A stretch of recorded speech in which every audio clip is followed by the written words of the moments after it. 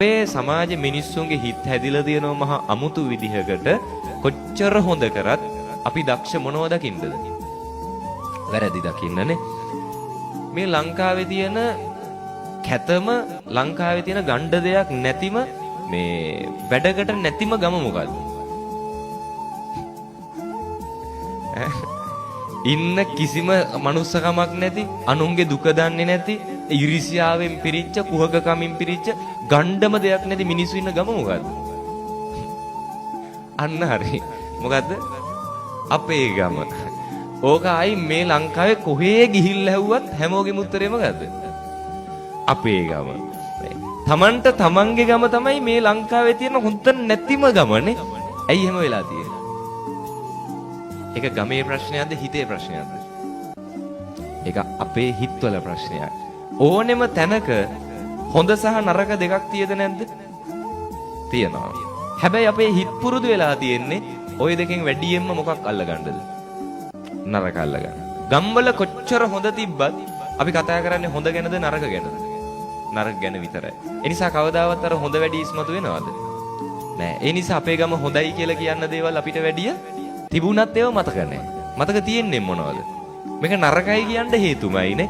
හරිද? ඒකනේ දැන් ඔය සාමාන්‍යයෙන් ගම්වල කවුරු හරි හොඳ දෙයක් කරොත් අපි අගය කරනවාද? අගය කරද්දි මොකෝ කියන්නේ? ඕව තැන් තැන් වල කියන්න එපා. ඕකුන්ගේ ඔළුව ලොකු වෙනවානේ. ඕකුන්ගේ ලොකුකම වැඩි වෙනවා. නේ ඕකුන්ගේ තියෙන තත්ත්වය උඩ යනවා. මොකටද උඩ තියන්නේ? ඕව ඕනෝට වැඩි අගය කරන්න එපා. කියනවද නැද්ද? කියනවා. මොනව කරද්දිද? හොඳ කරද්දි. දැන් ඔයාලා ටික එකතු වෙලා මේ පොඩි දරුවනේ, අද මේ තරුණයෝ ඔයාලා එකතු වෙලා පින්කම කරන්න. කල්ලි ඉවරලා මේක ඕනෝට වැඩිය ගමේ කියවන්න යන්න. මොකෝ කියන්නේ? ඔය අම්මලා තාත්තලාම ගියා. ඉතින් ඔහල කරා නම් පැත්ත කරලා ඉන්නනේ. මොකටද ඔච්චර කියවන්නේ? කියනවද නැද්ද? කියනවා. වැරද්දක් කරොත් මොකෝ වෙන්නේ? මරු මිනිස්සු අපේ ඉන්නේනේ. වැරද්දක් කරොත් ඒක හංගනවද? නැහැ. වැරද්දක් කරොත් කියන්න පුළුවන් හැම තැනම තියලා පළු වරිනවනේ. හරිද? වැරදි තැන තැන කියද්දි මොකෝ කියන්නේ? මේවා කියන්න ඕනේ නැත්තම් ඕකුන් හැදෙන්නේ නැහැ. කියනවද නැද්ද? කියනානේ. මේවා තැන තැන කිකිය ඕකුන්ට ලැජ්ජ කරන්න ඕනේ. නැත්තම් හැදෙන්නේ නැහැ. කියනවද නැද්ද? කියනවා. අපි කියනවා වැරදි කරොත් තැන තැන කියවන්න ඕනේ නැත්තම් හැදෙන්නේ නැහැ. හොඳ කරොත් තැන තැන කියවන්න හොඳ නැහැ. එහෙම වුණොත් එවුන්ගේ ලොකුකම් වැඩි වෙනවා. කියලා හොඳ වහනවා. වැරද්ද මොකෝ කරන්නේ? ඉස්මතු කරනවා. ඒ නිසා මේ ලෝකේ තියෙන නරකම පවුල මොකද්ද? අපේ පවුල.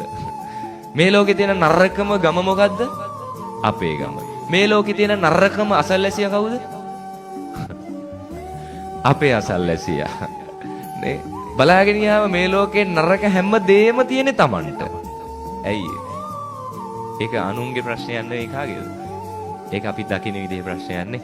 මතක තියාගන්න හැම දෙයක්ම ජීවිතේ පුරුදු වෙන්න ධනාත්මකව දකින්න නේ. ප්‍රශ්න ආවත් ඒ ප්‍රශ්න ඇස්සේ ආදරය කරන්න ලැජ්ජයි. මේ දරුවෝ අම්මා තාත්තා ආදරය කරනවා.